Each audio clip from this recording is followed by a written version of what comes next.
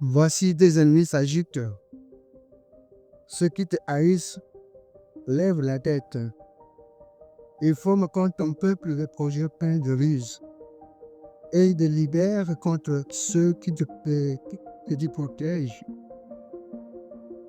Venez, disent-ils, exterminez-le du milieu des nations et qu'on se souvienne depuis du nom d'Israël.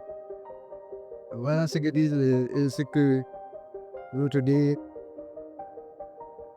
a vu. Ce que me disent les ennemis de l'Église sur la terre. Même ceux qui affaiblissent les bidets au lieu d'affermir. Cette maladie aussi ici en Belgique. On affaiblit la foi de tout le monde au lieu d'affermir, au lieu d'encourager. Voilà. Exterminer l'autre. On doit exterminer le courageux, c'est sur la parole.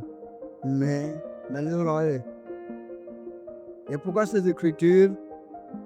Dieu aime ses amis. Dieu aime son Église.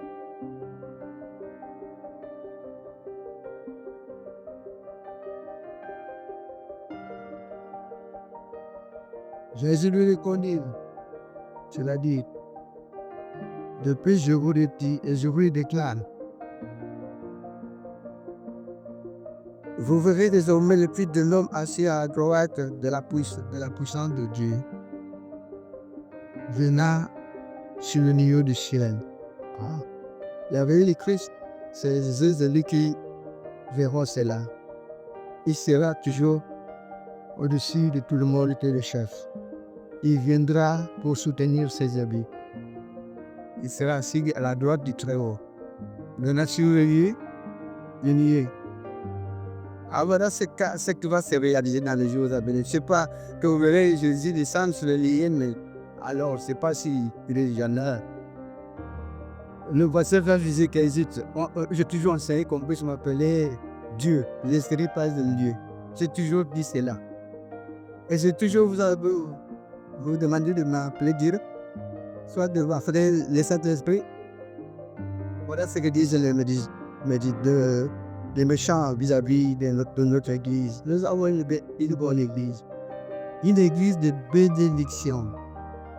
Merci pour cette réponse que Dieu nous a répondu.